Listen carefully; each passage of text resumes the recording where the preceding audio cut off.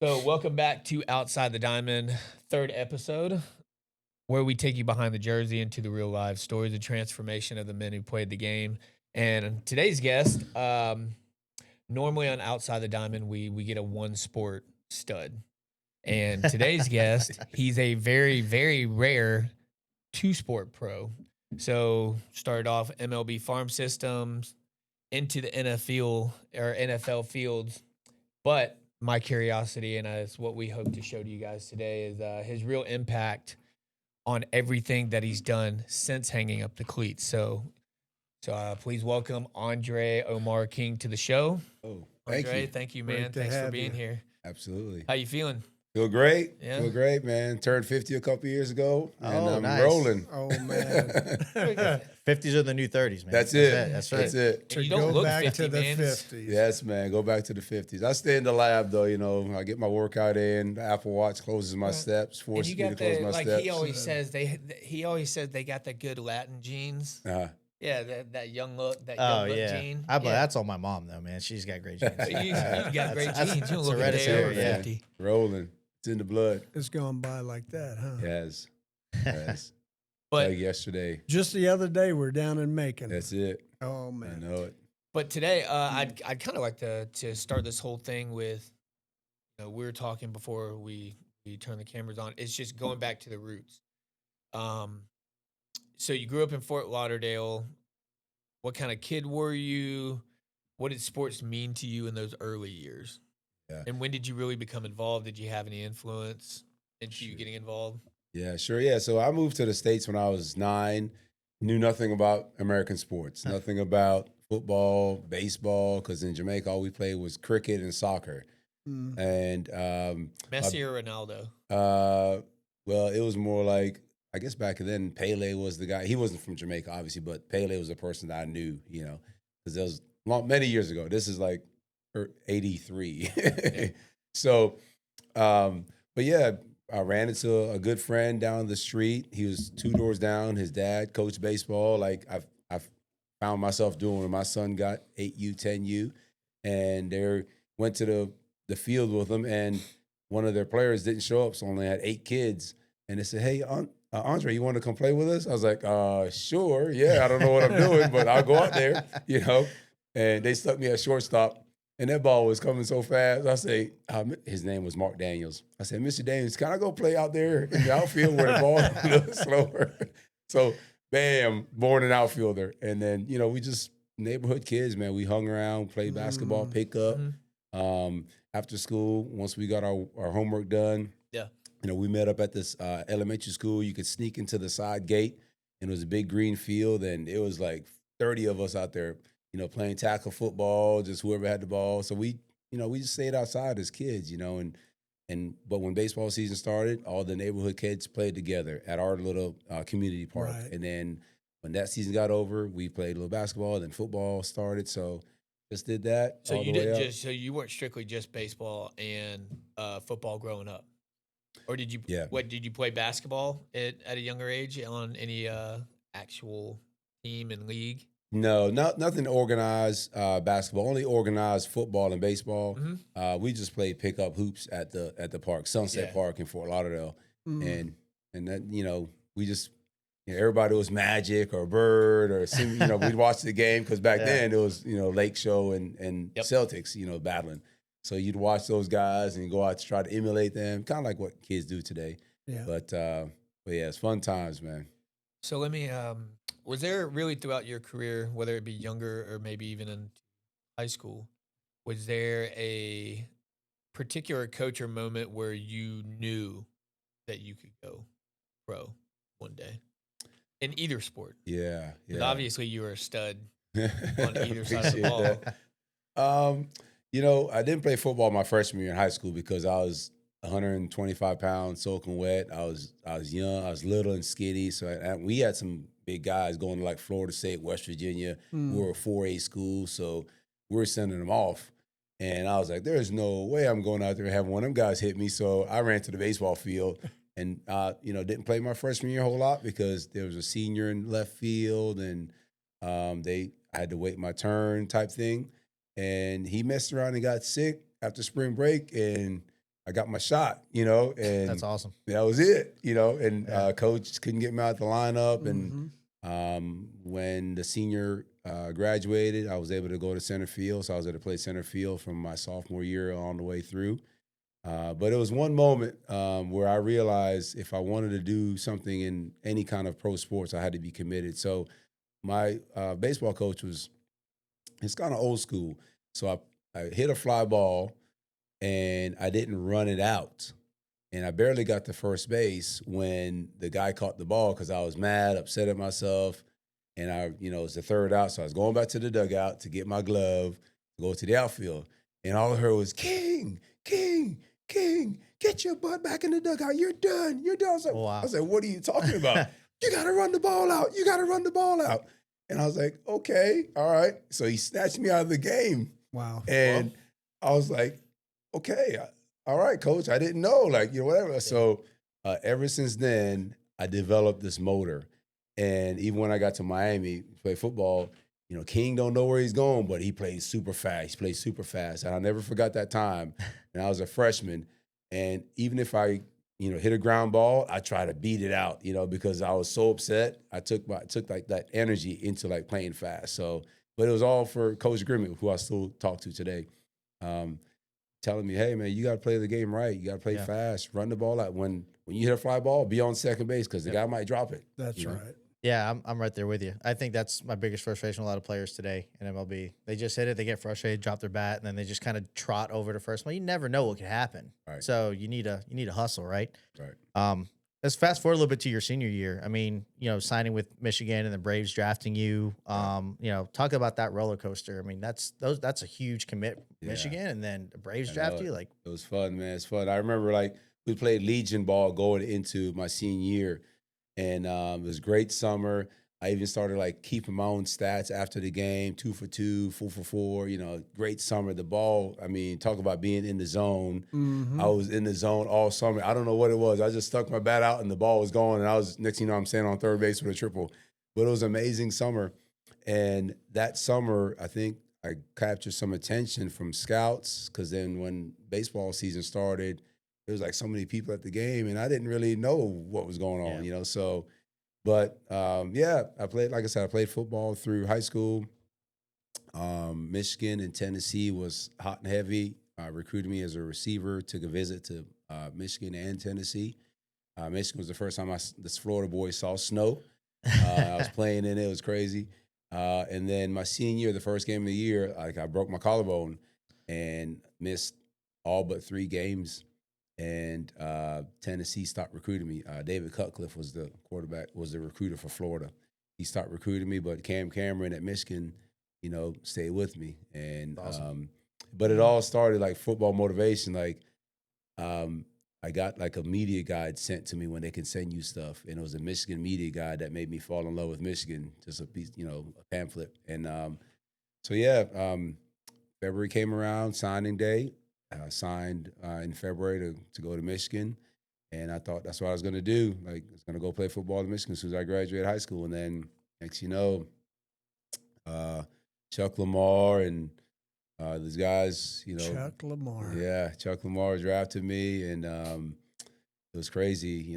Draft day came around, had a good baseball season, and my parents allowed me to stay home the day of the draft because you never know when you're going to get calls. We didn't have cell phones back there, so I had to stay home next to the house phone. And then, Chuck called, said they had traded and gave away Maddox to get the pick, and it was. You stayed in my living room and got the call from Chuck Lamar. Said, "Hey, you've been drafted in the second round. Braves first pick. First pick because obviously they had to give up to get Maddox from the Cubs. They gave away their first round pick to get Greg. So I was the Braves' first pick that year, but I was in the second round.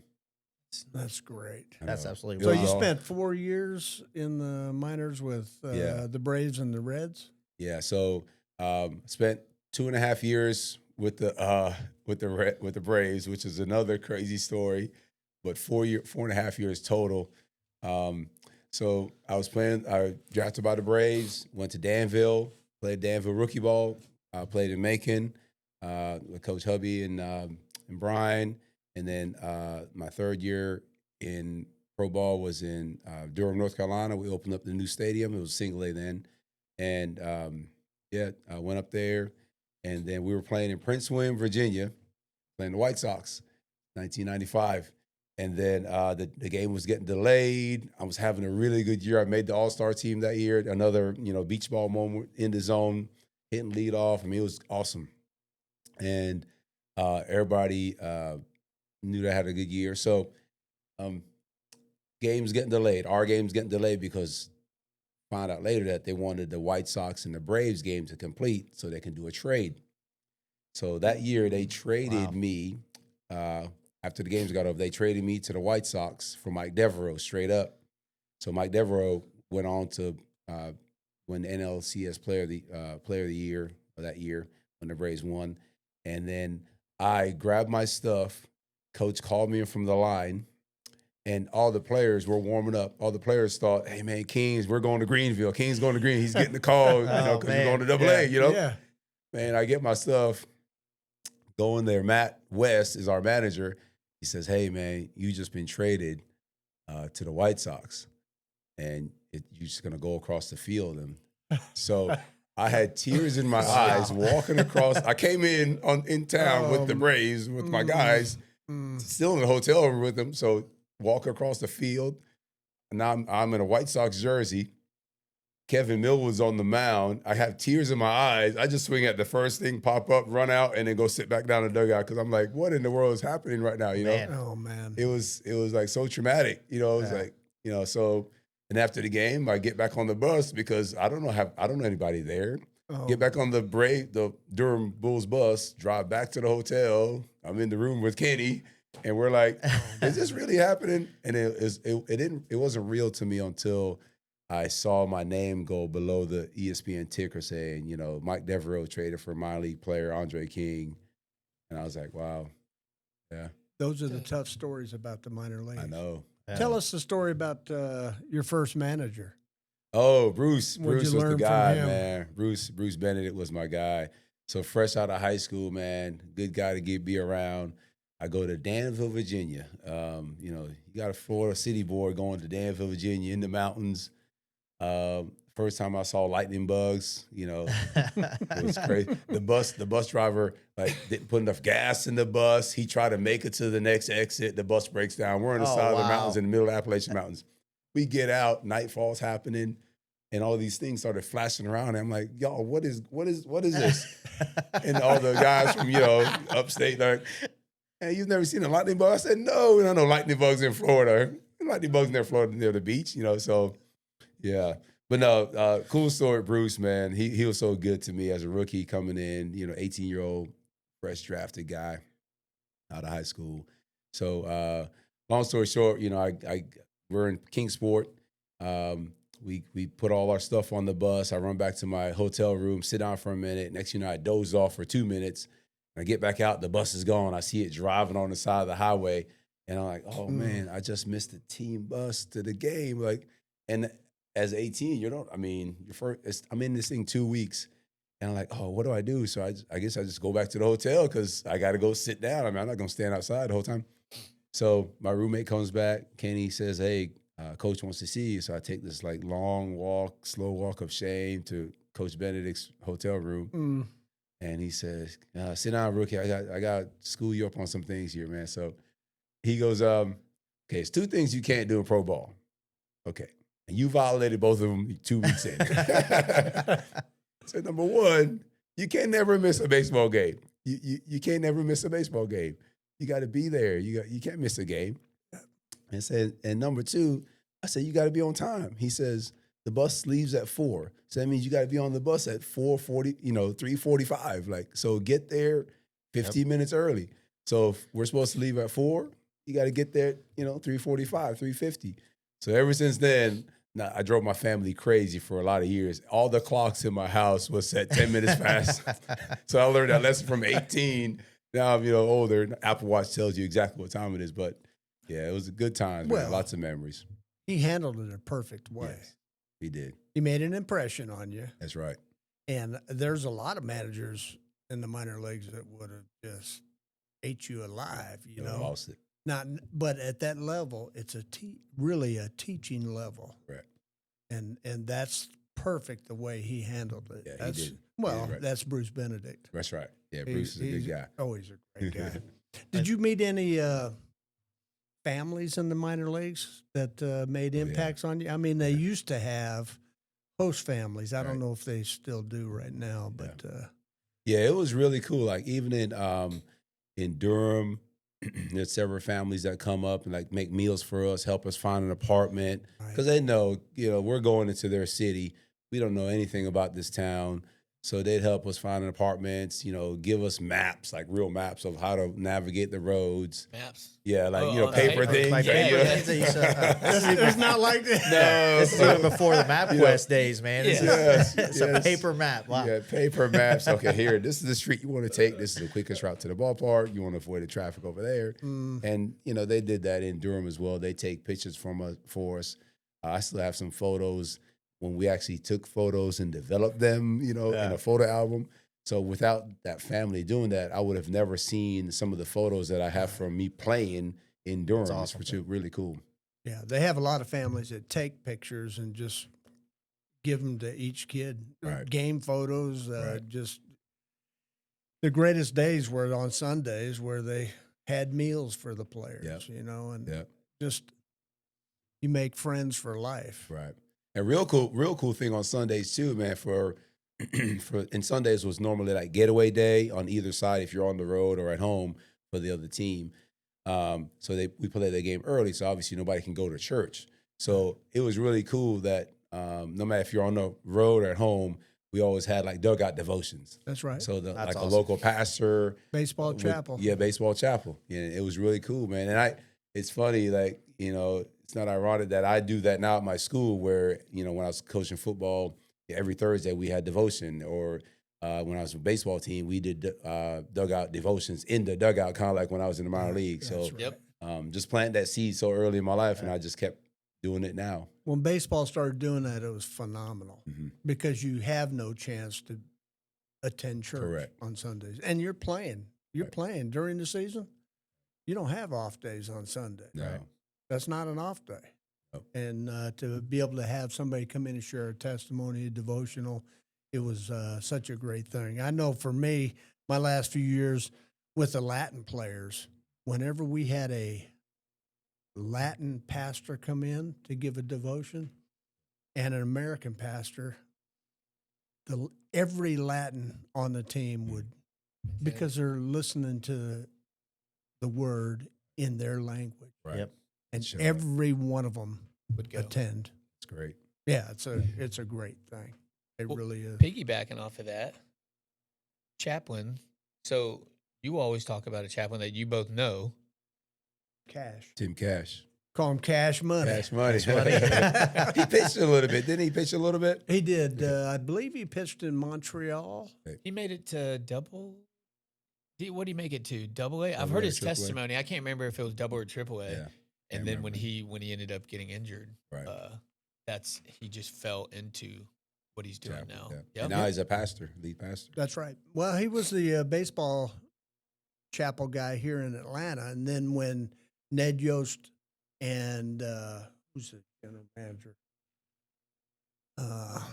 Dayton Moore. Dayton When Moore, they yeah. went to KC, they would fly him in The lead chaplain. to spring training. Oh, yeah, that's right. He'd spend 2 or 3 weeks there, and and then he'd go to the minor leagues and have that. So He did mention that. it's a niche, not a niche, but it's a thing that has to be done. Right. It really does. So If nobody else, if it takes a special person to want to give up their time to go, just share the gospel with just athletes. Because it's hard to share with athletes.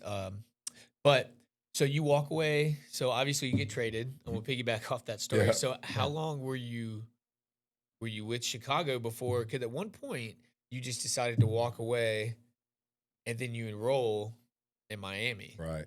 Right. So Yeah. not just as a student athlete, but scholar, leader. But how did that play out for you? So walking away from one team, enrolling in Miami, being the older Old guy. freshman. So did that change your mindset or approach to college ball? Right. Yeah. Were you different than you were when you originally were thinking about Michigan? Definitely. Sure. Yeah. So after I left the Braves, left my mother club. I always tell people wasn't playing as much because now you're stuck behind like that organization's first round draft pick or a high draft pick. So, Mhm. so went to I guess extended spring training with the White Sox in Sarasota. Played some ball down there. Played against Big Poppy that time because he was in the minor leagues with Fort Right. Myers. Right. Nice. So the Twins. So it's kind Minnesota. of cool meet some. But then I got Rule 5 that winter to the Reds, which was amazing because like his Rule 5 draft. Rule 5 So draft, yeah. so let me remind my brain here about it. So if wherever your current team protects you, another team can Rule 5 draft you, but they have to put you at a level higher. So Okay, coming yeah. off my trade, I was protected as a AAA player from the White Sox. Yep. So then if anybody wanted to Rule 5 draft me, they would have to put me on the 40-man roster and invite me to spring training. Well, that's Okay. what happened with the Reds. Mm. So I got Rule 5 that winter. And I was so excited because I was like, my agent was the same agent with Derek Jeter, Casey Close, and he was a Michigan guy. So he was with me. I didn't sign with him out of high school, but he was like advising me. Right. Because back then you couldn't sign with the agent. He was advising me the rules because he knew I was a Michigan guy. The football people at Michigan wanted to protect my eligibility because they knew if I did something crazy, I might be ineligible for football. Again, different rules, different era back then. Yeah. So they found Casey. So Casey was my guy. So Casey said, "Hey, you got Rule 5. I mean, you're going to be going to spring training with the Reds." And I was like, "Man, this is amazing," because I grew up watching Barry Larkin, and he was playing shortstop. Yeah. And I was like, and Casey was Barry's agent and friend, because of the Michigan connection. So it was such a fun spring. But got to play with Eric Davis, Barry. Got to meet Alan Trammell. Those guys, we played against them in spring training with the Detroit. I got a hit the day that Alan was in the lineup, so I cut it on the paper, saved it, scrapbooked it. All these things, man. But great spring training, awesome time with Barry, and he was so cool. Like his locker was right across from mine, so I could see him every morning. So the first morning I walk into the clubhouse, I'm like sheepishly looking down because I don't want to make eye contact with him. But Casey had already tipped him off that I was his, he was my idol, and then he's make sure you bring Andre into the fold. So he's like, "Hey, King, come over here, man." So he kind of broke the ice for me, and we kind of adapt up and everything. But like the days that we didn't have like all the guys playing and he was off, he would always like take me out on the boat fishing or just hanging out with Eric Davis, Laney Harris, those guys from that era. But I was like, man, I came into spring training. It was like Reggie Sanders, Laney Harris, Eric Davis. I said, there's no way I'm making this team. I'm going to be back in the minor league so fast. So I was like, there's no way because the team was stacked, They're stacked. But it was still a fun spring training, good experience to meet those guys at that level. But then I got sent back down to Single A, Winston-Salem, and then I was at the end of that year as a free agent because I wanted to play more. So then Chuck Lamar was with a group that started the Tampa Rays.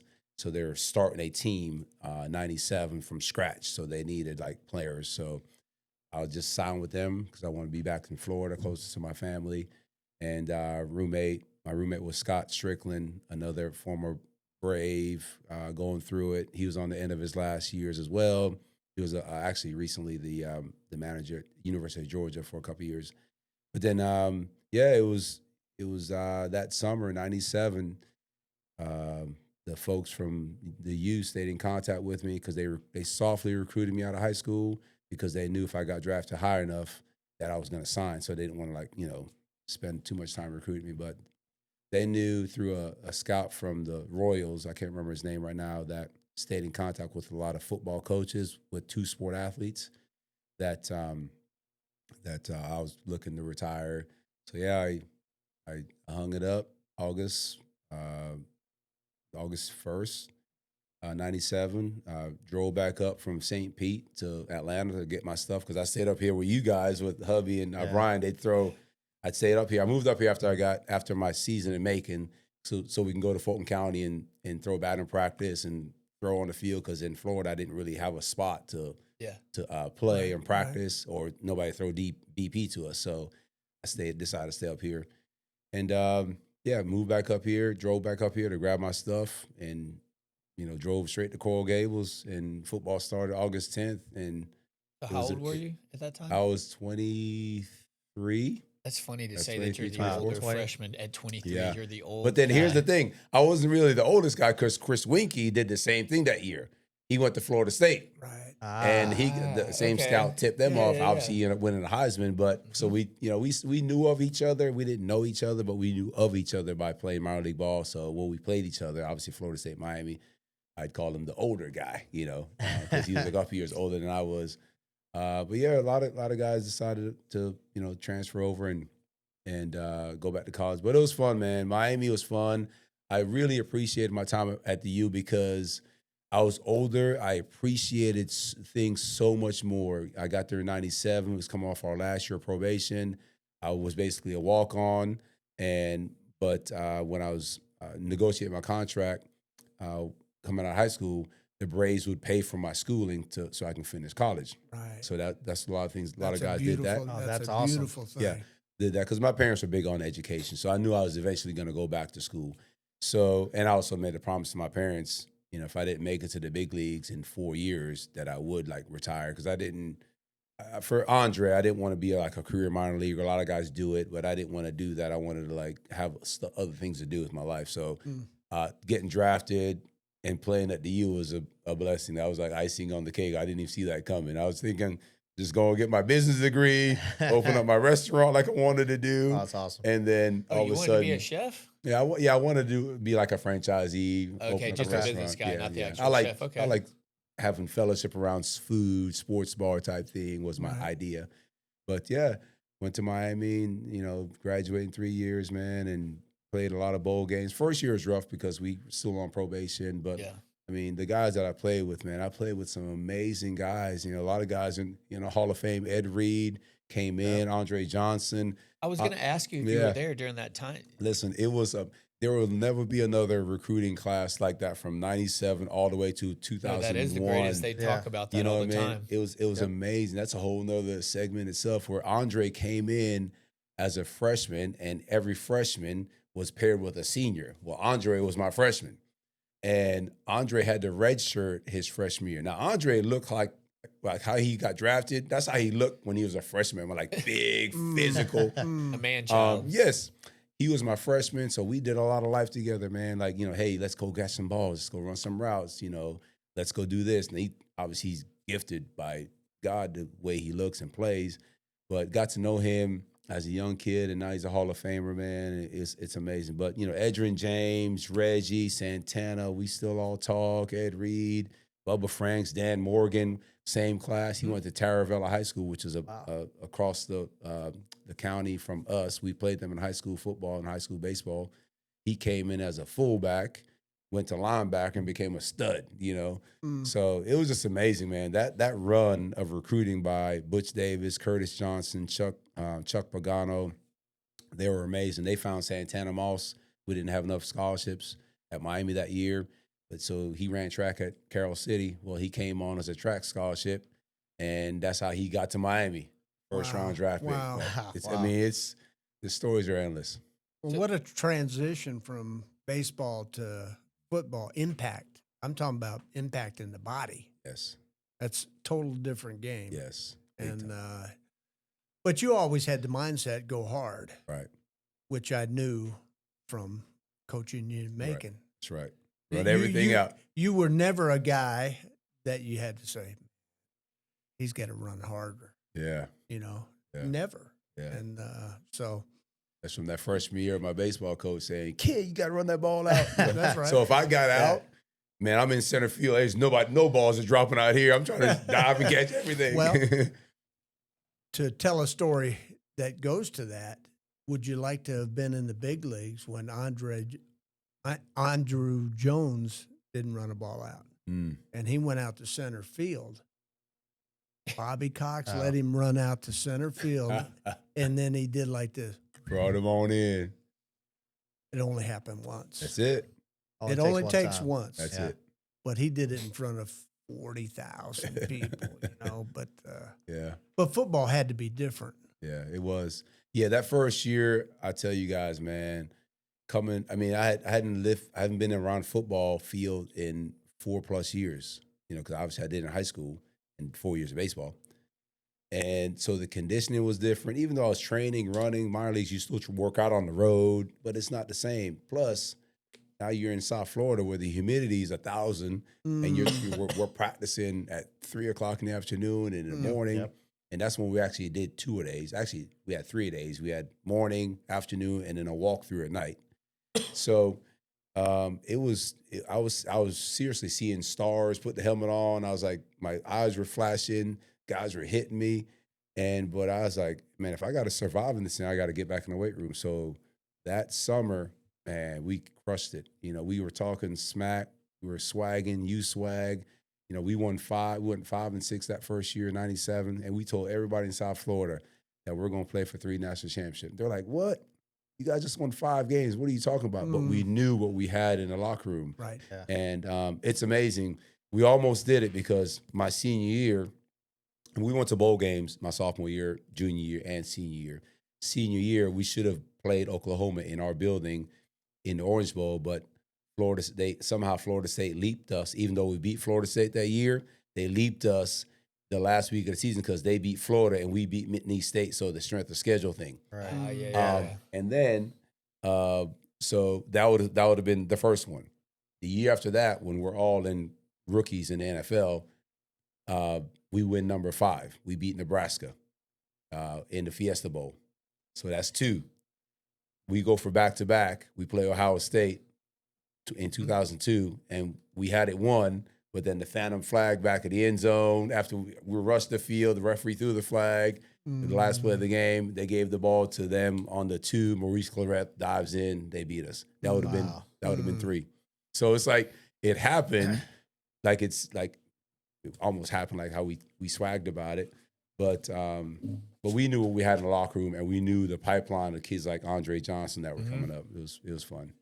You talk a lot about the physical differences between baseball and football, but do you feel like baseball helped you with that mental preparation as the older athlete coming into Miami? Yes, definitely. How did you spread that maturity and those lessons that you learned from your managers and the older players down to the younger guys? Yeah, great question. Yeah, so I was basically a coach on the field. Once I figured out the playbook and learned everything from left receiver all the way to the right receiver, and King was older, but King had a stamina. He might not have been faster. I wasn't a 4.3 anymore. I was maybe a 4.45, 4.46 guy. But you had guys like Santana Moss running 4.25, 4.35. Reggie was running 4.3. Again, I couldn't run as fast as them, but I could run like longer than them. So the coaches were like, "Man, coach, listen, y'all need to get a motor like King because he doesn't know where he's going because he doesn't know the playbook yet, but he's going 100 miles an hour, So all the younger kids, they modeled that. They looked up to, okay, we got to go. If old man King can go at 23, I got to be able to go at 17, 18. So then the coaches leaned into that, the cool part about some of the leadership awards that I got from Miami, man, is that they're all the leadership awards voted on by the players, the guys in the locker room. And you know that, hubby. Like when the guys in the locker room see your body of work, that's right. Even going on to playing in Cleveland, when guys voting on the All-Star game and guys maybe Hall of Fame stuff and just leadership stuff, it means a lot more. When it comes from the guys that you bond with. So but yeah, the physical toll was serious, and I was able to mentor a lot of young kids, man. Beautiful. 17-year-olds coming out. They used to call me Uncle King and Papa King. Well, the great part about that story, in my opinion, just hearing it, is you came on as a walk on, but you left as Scholarship athlete. a leader. Why? So being picked or whatnot has no effect on your leadership and your work ethic. That's You right. you came in as a walk on and you left as a leader. That's a phenomenal Yep. phenomenal testimony. Yep. Yeah, you get a chance to make an impact, man. And again, it's all in the upbringing from my high school baseball coach, my high school football coach. When what sports allows you to do, man, you meet so many people that impact your life on the field, off the field. Like, Coach Hub, Brian, Coach Snicker, Sonny Jackson. Sonny. I mean, you can go on and on and on. All these guys because you spend so much time with them. You talk about Yeah. spring training, then Mhm. extended spring training, then you go with them the whole summer playing, 142 games. Yep. And then when the season's over, you might have to go back to West Palm for some additional work during the winter if you didn't go to like fall ball. So you spend a lot of time with some good men and they become like your adopted dad, Yep. So they teach you a lot of good lessons. So you after Miami, go play pro ball, right? So you spent a couple years here with Cleveland. So, what was that transition like from college to, we talked about, I think that's another big one, like your first step onto an NFL field, right? Yeah. That's just amazing. So, what was that transition like for you? Yeah. So I have to tell this story because it's really cool. So Butch Davis, he gets the job. He's the Cleveland head coach, and he takes Pete Garcia. He's like his general manager, and they were the same role at Miami. So we're all talking about you family. We stick together. We're all about each other. We always look out for each other. You fam, right? So draft is going on. Reggie, Santana, Darryl, not Darryl, but Dan Morgan. All these guys are getting picked in the first round. I know I was in the first round pick, but I thought maybe I could sneak into maybe the third round or something. James Jackson gets picked in the third round. So the first day of the draft goes by and I'm not picked. And then like the fifth round comes around, the sixth round comes around. So I'm like, man, am I not going to get picked in this thing? So then it was like the second to last pick of the draft. The Browns are on the clock. I remember this. I picked up my cell phone. I got a cell phone by then. I picked up my cell phone and I called Butch and Pete Garcia. They're in the draft room. Pete answers. I say, hey, Pete, what's up, man? I say, hey, this is Andre. Are y'all got this pick? We talk about you fam. We've been you fam, all family in Miami the last 4 years. I said, y'all gonna pick King with that last pick, are you not? Because it's a 7th round pick. Like, come on, get me in the draft, So then, they play that song with the last pick of the 7th round. The Cleveland Browns select Andre King. So I was like, I think I got myself drafted, but no, it was fun, man. It was awesome. It was either that or go to, I think the Raiders are picking last. They're Mr. Irrelevant. So, and I guess back then the Raiders, it was like kind of like you didn't want to go to LA. So, but yeah, fun times. But yeah, Cleveland was awesome, man. I mean, the fans there are the best. They'll let you know when you're playing great and they'll let you know when you're playing bad. Right. But again, more preparation as far as game planning that you learned at Miami to get you ready to playing at that level. Because that level, I mean, it's the best of the best. You have to do what you got to do every time you step on that field. You're being evaluated from the moment you walk out the door. The camera's on. They film everything. Your body language, how you put on your cleats, how you jog, how you warm up, how you flex and stretch. All of that's being evaluated by somebody. So, and they told us that once you leave out of the locker room, 8 cameras on you guys. Yeah. So you got to act like pros. So it was a battle. I mean, everybody's, battling for jobs. We got guys got families to feed, veterans. They see a crop of rookies come in. That means, their job's on the line. And rookies, if you want to make the team, you got to do something. You got to have a motor. You got to do something. You have to have an it that's different than everybody else. I think they had 83 guys that come to camp. Wow. And only 53 make it. Yep. So in order to be the 53, you got to do something different. So for me, I'm thinking, okay, I'm not a first 8 pick. I said, Coach, sign me up for every special teams, every gunner, receiver. I want to learn it all because I want to be the guy that says, okay, King's got to be on this roster somewhere because he can help us in kickoff return, punt return. He can go down on a kickoff and make a tackle. You know, he can play a receiver, all 4 spots on the field. Yeah. So I just made it my job because by then it is. 10 days before that, before I got drafted, I had my daughter, so she's in my arms. I'm like, It's okay, beautiful. Yeah. I'm married. I got a kid to provide for now. This is real. Like, Yeah. it's not fun anymore. It's a job. So yeah, it was definitely a challenge. Yeah, that 2001 draft class was like stout. We had Vic, Reggie Wayne, Drew Brees. Yeah. There's some Bro, you've been stout a guys part in of there. like some stout everything, Yeah. every step of the LT way. was in that draft class too, Yes, right? Oh that, my that goodness. 01 draft, and Yeah. that, Butch gets a lot of heat today about that from Cleveland fans because you could have picked LT. Yeah, Yeah. that's insane. Yeah. But while you were in the NFL, what any remembrances or reminiscences about missing baseball or anything along those lines? No, I always watch baseball. I tell people will always be my first love, man. I love me some baseball. I can sit. I'm that guy that can sit at a baseball game and then like go to the outfield for an inning, behind the plate for an inning. I don't even want a seat. I just want to be able to walk around and see the game from different angles. angles. You know That's what I mean? awesome. And Yeah. I could go to AAA ballpark and sit and watch baseball, man. I love me some baseball, man. I taught baseball. My son and I still talk baseball, even though he's in college. It's just something about the air this time of year. It's a little cooler, and we remember that when he was 8U, 10U, it was always cooler up here in Georgia because when you started baseball, it was still kind of chilly. But yeah, I love it. Baseball will be my first love, always be my first love. But it's something you can't replicate. Saturday coming out of the smoke, Sunday, playing on Yeah. CBS with your, Right. it's just amazing. Bro, that's a different kind. It's a different bigger kind of game. Oh Yes. yeah. Yes, It is. The buildup is a lot bigger. yes. Well, there. Wait, you get 16 games back then still, 16, right? So 16. versus 162 today. I mean, Right. in baseball, I mean, Yeah. you get that. Well, but You get 1 week time a week to shine. That's it. That's it. football, you literally you fighting. You Like are you hitting somebody Yeah. or being being some hit. kind of Yeah. physical Every play. back and forth every single play. So that the mindset has to be. Yeah.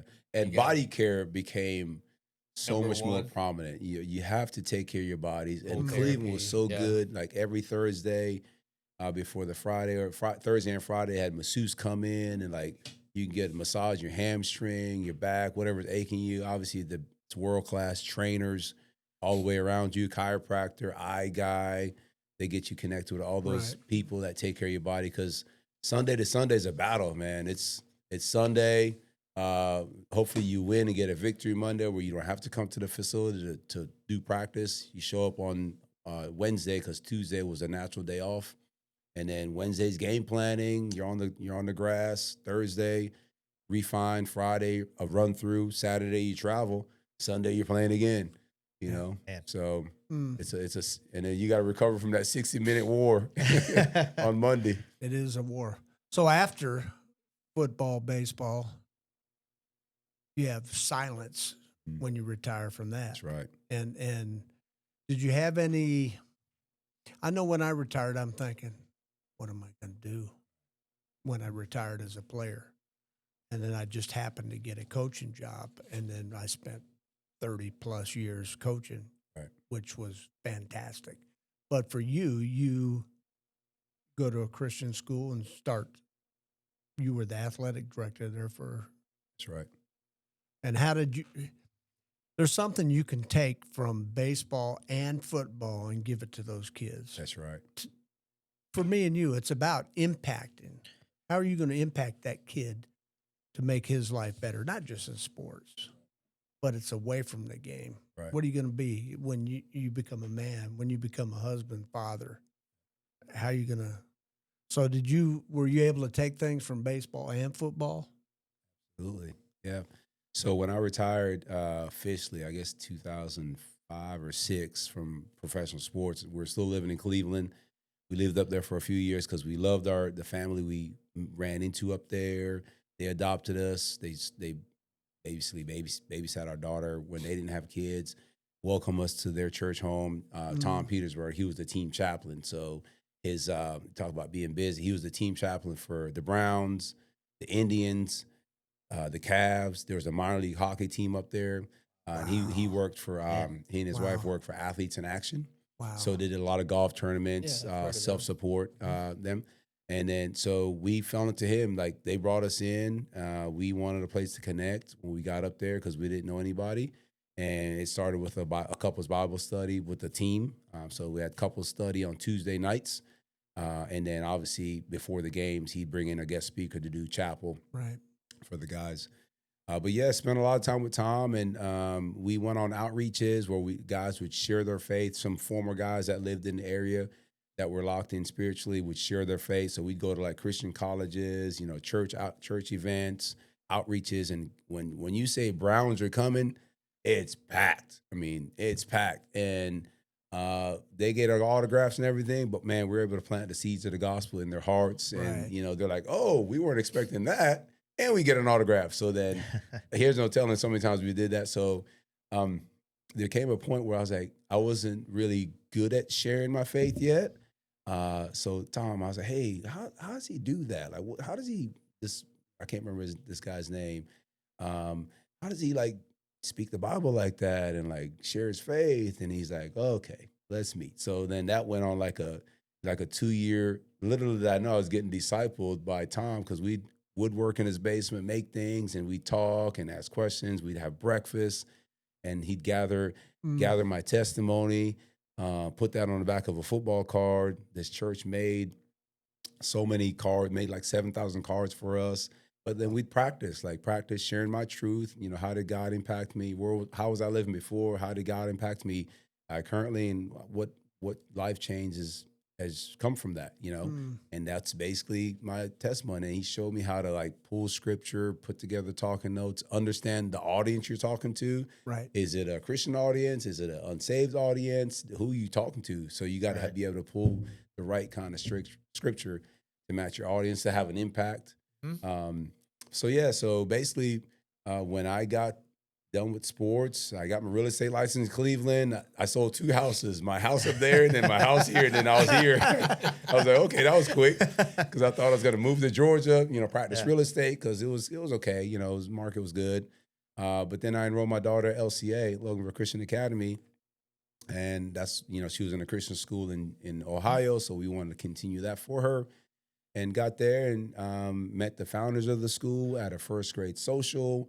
It was God was like preparing me all these years from Dugout Devotion in Danville, all these years to, hey, now I got you where I need you in a Christian school, doing the lessons from Dugout Devotions, chapel for 4 years at Miami, chapel for 4 years in Cleveland. You got discipled by a guy that I put in Cleveland to mentor professional athletes That's right. and their wives, and now you get to do that at a Christian school, That's which awesome. it's like I said, okay, I have my team, I can speak freely in my school about it. So yeah, every Thursday we had devotion with the team, and I still continue that today anytime I'm with them because we have a platform. And I always told the guys, my players and coaches, I was like, man, like the word said, like we're gonna stand in judgment one day, and God's gonna ask Coach King, Andre, hey man, every year you had 35 to 40 players sitting in front of you from 3 o'clock to 6 o'clock every and you day, did nothing with it. and you taught them how to spin it, how to hit it, how to throw it and catch it. But what'd you teach them about my son Jesus? I told my players, I said, hey, I have to answer that everyone at the end of my life. So whether you believe or not, hopefully through this you will. But whether you believe or not, you're going to sit in the devotion. We're going to open this Bible for 30, 45 minutes. Either I'm talking or a pastor, and we're going to get it done. We put football, and I tell the players, this is the most important 45 minutes of our week. We put football away, and we open up the word, and we share. I talk with him all the time. It's like or I more or less ask him questions. Like when you look back over your life from the time you started playing sports before my mom won him to the Lord, and he can tell you that story. But you see the providential hand of God throughout. You'd have to be a fool to not Yep. acknowledge it. Yep. And not, it is not a coincidence. It's not. It's God appointed. That's right. and I tell him as well. Some people don't understand that studying. Like he'll ask me why I come up with some of the thoughts I do when it comes to scripture. Yeah. Like, well, just like y'all do with sports, you have to study. You got to work. In order to share your testimony, you have to know what you believe. You have Why to you know believe it. you have to know the scripture to refer to certain points to Correct. be able to defend your faith. Correct. Mhm. Right? Study to show thyself approved. That's right. A workman. A workman needeth not be ashamed of the gospel of Yeah. Christ. And people don't understand sharing. Yeah, you could share, but when you talk, you're in the positions that you guys are in, For sure. that God gave you the ability and open up those doors for you to. When you're in front of kids, it's like you don't have to have well-crafted speeches, right? Because he's pretty soft-spoken, opposite of me and you. Like we could talk, You don't say. but you still have to know what you know. That's And right. it's an art to share the gospel. And depending on, like you said, your audience, That's right. you have to know. It's vitally important, man. That's one thing that when you're dealing with God's word, man. It's ultimate truth. It's absolute truth, and handle it with care. We can't add to it. We can't take away from it. Just let it be. It's going to speak for itself. You That's know, right. we just have to keep it in its correct context. And Sharper than a two-edged that's sword. it. You know. You know, you probably didn't know this, but Snitker back in the day, I would go up to him on Sundays and say, "Hey, can we not take infield today?" I said, "The chapel guy's here, and we're gonna." And Snit would always say, "Whatever you, Right. we don't have to do it." And Awesome. back then, it was almost mandatory. Yes. Man, if you had scouts in the stands, you No. got to take I infield. want to see you. I would say, "Snit, do we need to take infield?" "Yeah, Bill LaJoy's in the stands." I'm like, "Yeah, he's our head scout." And we'd have to take infield that day. Right. But on Sundays, you got the Awesome. chapel, That's right. Awesome. the Awesome. dugout devotion. I got devotions, man. And so you probably didn't know that back then, but that was on Snit. He always made it available. And, Yes, it's awesome, man. Awesome. Yeah. Awesome dude. So you've done work with Big Brothers, Big Sister, the Safe House Outreach, Habitat for Humanity. You said earlier, you being part of your community and giving back's always been important to you. Right. Was there ever a moment or a situation during any of those multiple entities that you were a part of that shook you or changed how you see the world? I got involved with Big Brothers and Big Sisters when I was a junior at Miami. So I was doing a lot of athletic things. Once I got my school legs back underneath me, I was able to achieve some like Big East player academic honors. And I think it was our academic advisor. He says, "Hey man, you ought to get in the community and a lot of community, they love Miami Hurricane players. And there's a Big Brothers Big Sister. They have a chapter here, and there's a elementary school that's like right across the fence from Miami. It's like right next to us, and they have a lot of kids that need a big. So I said, "Oh sure, I'll check it out." So I did that, and then I got paired up with little Calvin Weaver. All right, Calvin was in third grade at the time. He lived in Coconut Grove, like on the way to Coconut Grove, where it's rough before you get to the $1 million homes back there. Yeah. And we used to go to the Grove all the time to eat. Was our wide receiver thing. We used to go down there and eat before on Fridays. But so connected with Calvin, and Calvin, single mom, grandma, his sister Brianna, they lived together. And mentored Calvin. I said, "What do I do with Calvin?" And the leader was like, for Big Brother, say, "Whatever you do, just bring him with you." So okay, come to football practice and come hang out in the locker room. Everybody, Reggie and Santana is, "Hey, King, little brother." So everybody got to meet all the guys in the locker room. Yeah. And he'd come to my house. I just pick him up. We go shopping, go to the mall, go get something to eat. So I just pick him up, and whatever I was doing that day, he just rolled with me, And they said, "That's all you got to do. You don't have to do anything special." So I had a saxophone. He was in the band. He couldn't afford like the alto sax, and it was just sitting in my room from when I graduated high school, and I was in college now, not using it. So I said, "Hey man, here, use it, have it. I'm not using it anymore because his mom couldn't afford a $800 Right. saxophone. Right.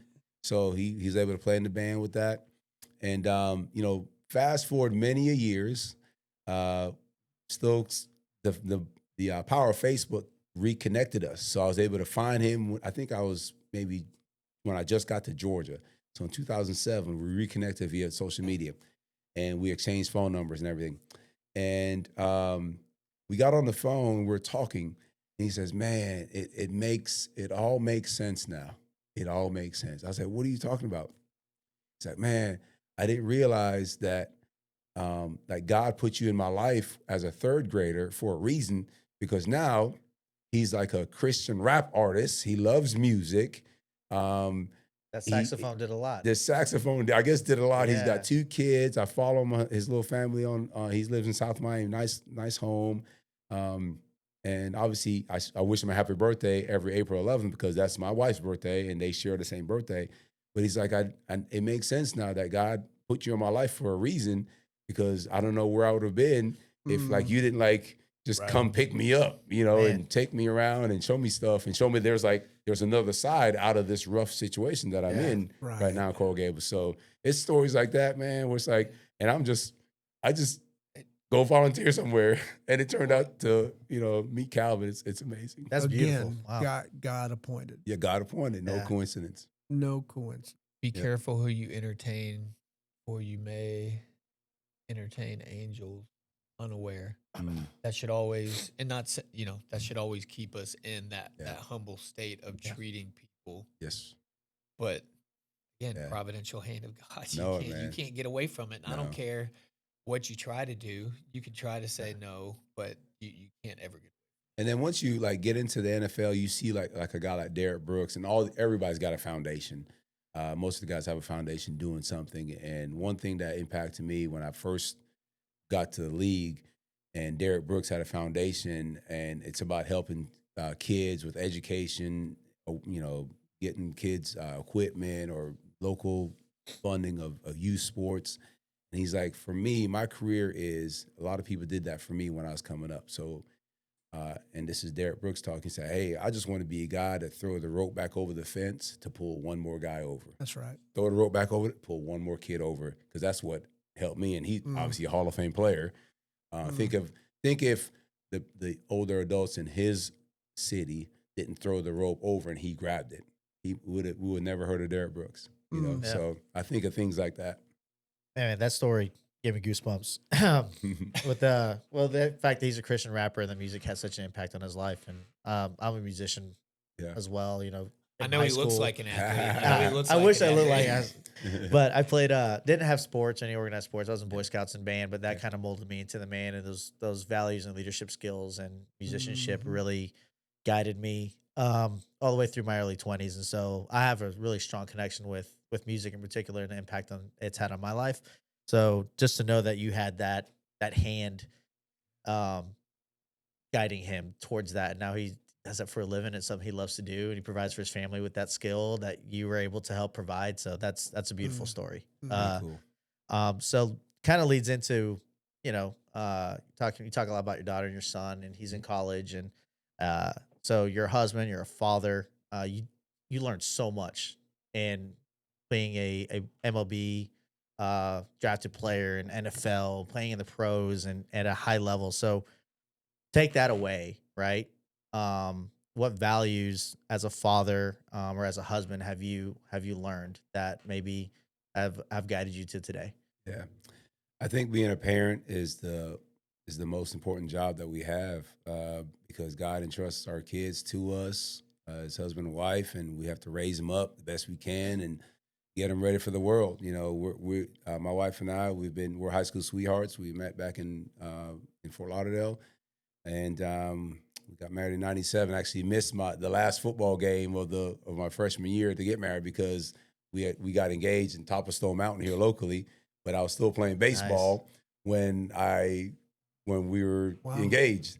So when I retired, the wedding date was already set. Well, it landed on November 29th, and that's the day we played Syracuse. I didn't miss much because Donovan McNabb and Marvin Harrison like carved us up. We lost 63-0. I was like, Oh, okay, wow. yeah, it was bad, but we gotta get back. We gotta made get a back. better choice. Yeah.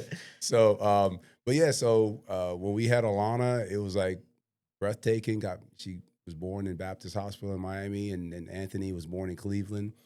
Um, Most important job we have as adults is when you have that little one that bears your name. It's important. So we try to, pour into their hearts, pour into their lives. Obviously, they're older now; they're out of the house. We're empty nesters, but all those years, just leaning into them, getting good people around them Yep. to mentor them, because it takes a village. It's more than just mom and dad. Sometimes they won't listen to mom and dad. They listen to the coach or an uncle or a sister or a teacher. Yeah. So it's basically building a good framework system around them so we can prepare them for the road ahead. I know a lot of parents like to prepare the road for them.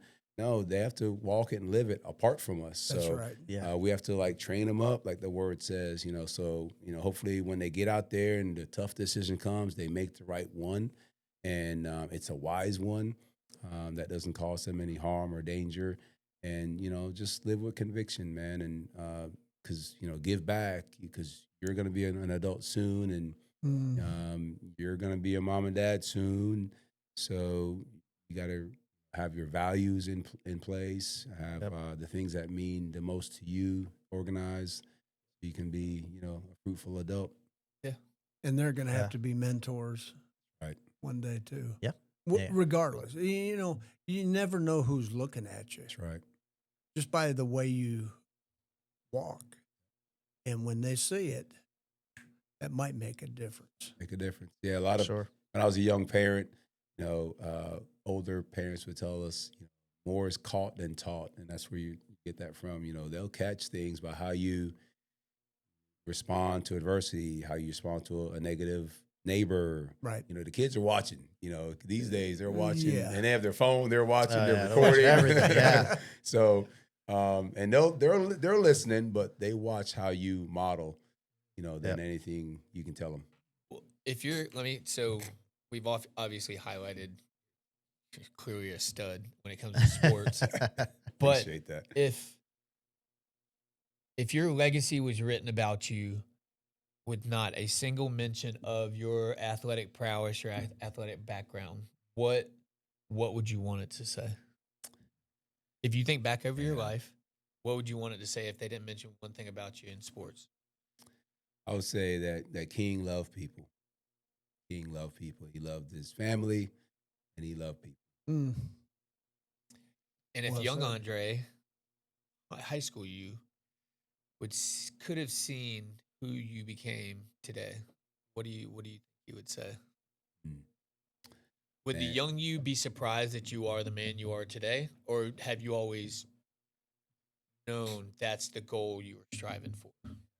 I would be surprised because, when I first moved to the country, I didn't really know anybody, and then like so many people, what God did for me, He used sports to put good men In and your people life? around Yeah. my life.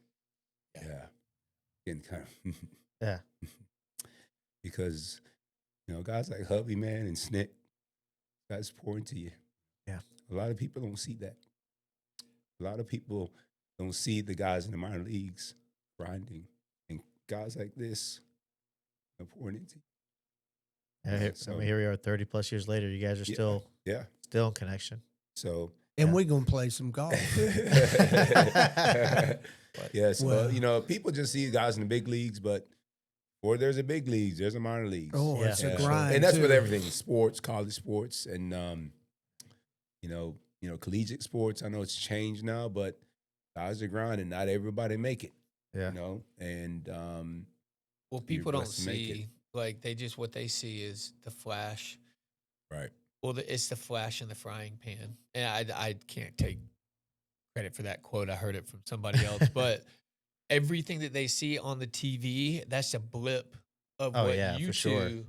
what you two like. He came across from Utah. right. and didn't know a single person. The grind and the struggle and the Sure. being broke and like Yeah. having nothing and nobody, what y'all go through to get to where what you only see is just like it's That's a right. flash in the pan. Yeah. People wonder why when they pan to, MLB debut guy getting his first hit and his parents are Big in deal. Or tears. crying and Oh, freaking yeah. out. And Yes. everybody's because Yeah. they know what he went through to get to that level, So it's a beautiful thing to see, and I think they've done a great job over the last several years of kind of highlighting those moments for the players when they got can. to. So The grind of the minor leagues, the bus rides, Yeah.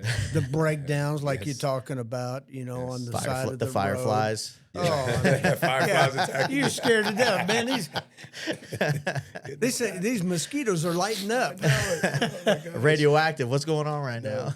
I can't. Well, I think a young Andrew or Andre should say, "Well done," I'm content. and thank you, Lord, for putting all those mentors everywhere. Boom, boom, boom, boom. Hey, what did we say earlier? Mentors. We were talking earlier. Mentors have mentors, and Oh, it's yeah. just it's a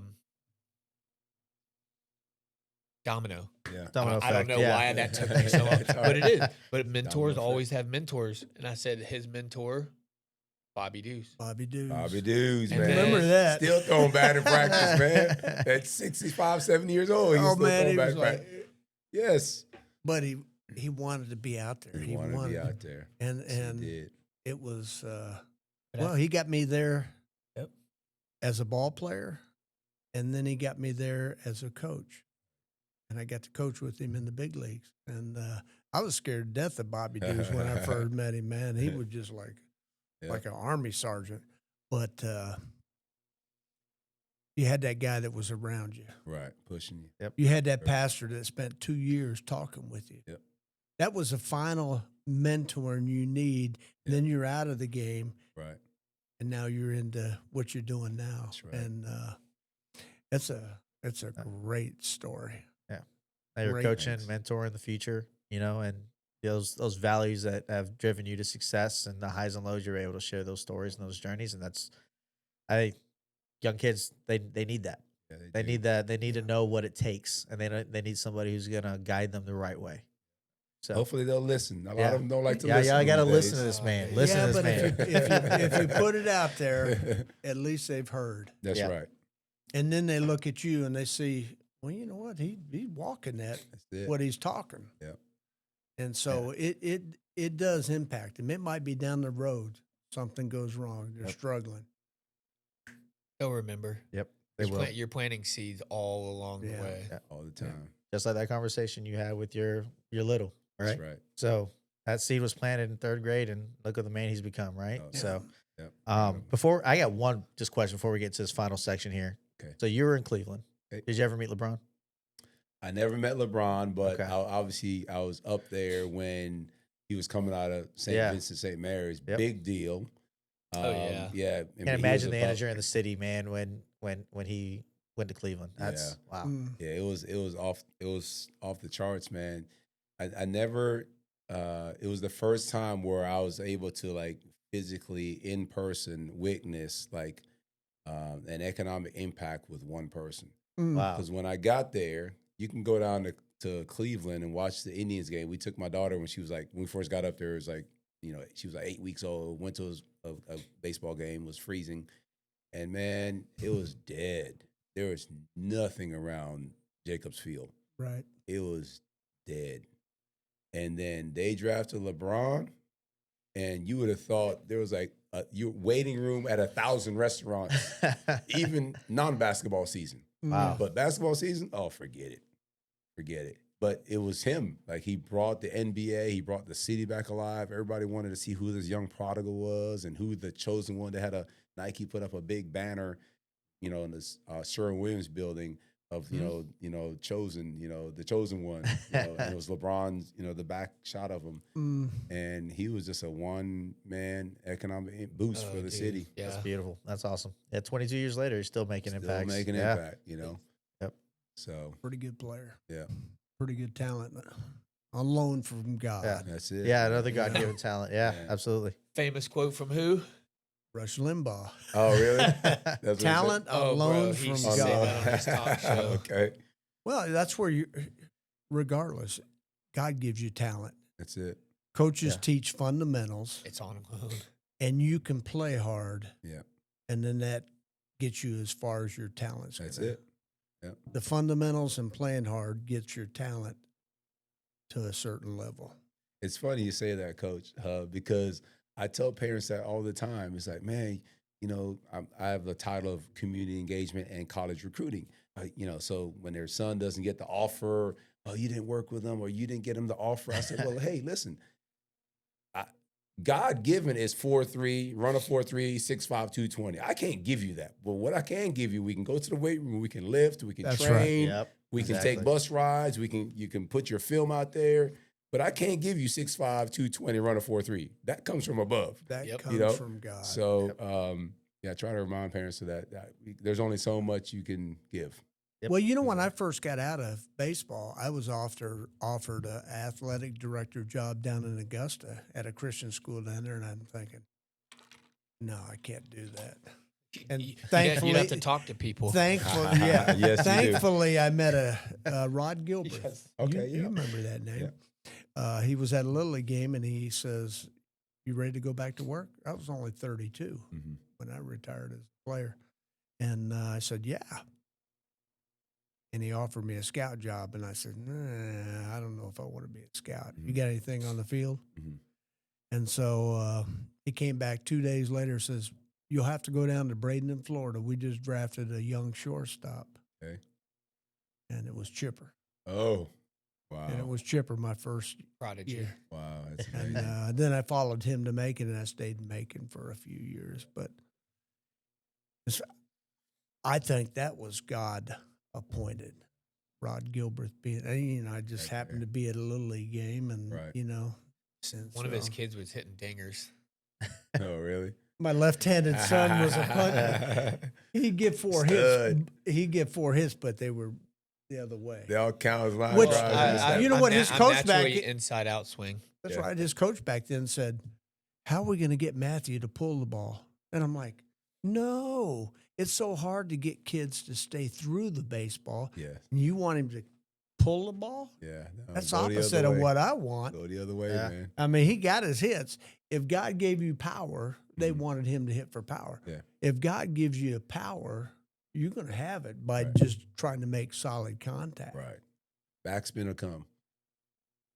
Backspin. Who used to talk about backspin line drives? No, Leon Roberts. That's it. Leon. That's it. I remember that. There's guy. another. I know it. I There's still have ano- that picture in my scrapbook. Me, you, and Leon in West Palm. There's a great guy that Yeah. loved. You talking about love people Yeah. and love to teach. Yeah. Leon Roberts Leon. he was special. So we got a lightning round. Yeah, Yeah. yeah. I was Wrap gonna- it I up was- a little lightning round here. Okay. So Lightning. good. So the object of the game is like he's just gonna list out a couple of questions. Okay. No thought, just First thing gut. that comes to mind. Yep. Yes, sir. All right. Here we go. Well, this first one's going to be tough. Favorite pregame meal for baseball? Snicker bar.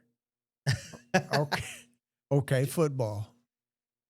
I would have to go waffles, and when I ate meat, waffles and sausage and eggs. You don't eat Course. meat? I'm plant based now. Oh, Really? okay, all right. My wife Oh, was plant based for last 5 years. Yeah. Yeah. Toughest baseball pitcher you ever faced in the minor leagues that, may be a name guy. Bartolo Colon, but I did get him once. Yeah. I did get him once over that blue wall in That's so Durham. awesome. In Durham, yeah. Yeah, man. How about in football?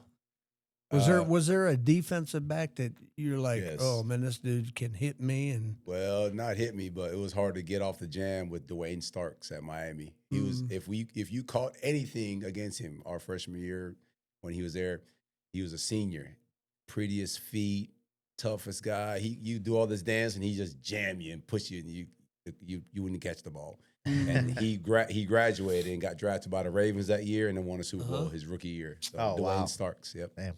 all right, a hidden talent that nobody knows about. I like to garden. There you go. Like Oh, So fellow, does he. fellow green And- thumb with Dude, I just so planted see? tomatoes So in the I'm going back. to pick up some after today. After this, I'm planting my garden this weekend. So what do you? I know some gardeners typically plant. Sorry, not to. But what do you have a favorite thing that you like to plant? Like he loves tomatoes, like habaneros. He loves Hot spicy peppers. stuff, and then bell peppers. Okay. That's typically what he plants. Like, do you have a favorite? Obviously, you gotta love tomatoes because you can do so much with them. And when you grow your own tomatoes Oh, and eating them you off, it's taste fu- it, oh, yeah. and you're like, this is amazing. It's so different in the store. You I know? got a My friend mouth from is church. watering Yes. thinking about this. I got a friend from church, James Despain. He says, wait till you taste that tomato that you grew from a seed. Yes. He said, supermarkets, they pick them green Yeah. so they can And ripen at the spray store. 'em and stuff too. He said, when you take your first tomato off the vine, when it's ripe, Yeah. oh, Nothing like it. I couldn't Yeah. get the cherry tomatoes from out there into the house because I was eating Yes. them, Yeah. So you got to have a good tomato Yeah. and I like a little zucchini and squash too on the grill, kind of charm up a little bit. You know, Right. when you grill them, it brings out the sweet flavor on them. Yep. One word to describe your journey. Blessed. There we go. I love it. That wraps it up. I love it. So Andre, I really, really, really appreciate you taking time out of your day, to be a part of this. I mean, what a story. I mean, from where you came from to being a walk on to being, or going from football to baseball, back to football, walk on, leader, husband, father that gives so much back towards the community. I just want to say thank you for being open, honest, and I mean, obviously real. The shedding a tear shows that like how much that meant to you. Okay. And I appreciate that. And I mean, you're not just building athletes. I mean, you're really truly investing in the That's right. what the things that matter, and whether you believe it or not, like eternity. You're trying to get people to not only think about sports, something God gave you the ability to do, but you're sharing that because there's nothing that means more and more important in this life. And I mean, obviously that makes your legacy and the life that you've had. That you used the word blessed. It just makes it even more true. So, but again, I'd like to thank you for taking time out. Everybody, be sure to hit that subscribe button. Give us a thumbs Yes. up. Like and subscribe. Like it, I like know it, I like do. It's that's the only thing about doing closeouts that Yeah, I hate right. doing. It's Yeah, like yeah. you gotta like, So subscribe, links are in share. the description. Yeah, links in the description. It's self promotion. I hate doing it, but kind of got to do it. But again, thank you. Appreciate And it, I guys. never Great. expected when I read your bio, and everything. I never expected the story that I got. And it's the same thing that we said about TP, and it's the same thing Yeah. people say when they hear his testimony, like Right. born in another country, born in Germany, lived in Yeah. Taiwan. Yeah. Is like, and these are the things that like I really want to share with people and let them know. It's like, yeah, you saw them on TV and they did Amazing things. amazing things, but the goal of this is to showcase. That's right. To find out who you really are, That's right. Yeah. It's which all we And, found like- out that you can who you are in Christ. important. That's Everything. we've been blessed to be able to play sports, but that's not who we are. Right. That's just something we did. That's- That was our job. That's that's not right. who we are as people. That's Yeah. right. Well, And that's again- good. That's good. Again, thank you for coming by. And again, be sure to like, subscribe, share, comment what you thought, and we'll see you guys soon for episode 4. All right. Take care, everybody. Bye.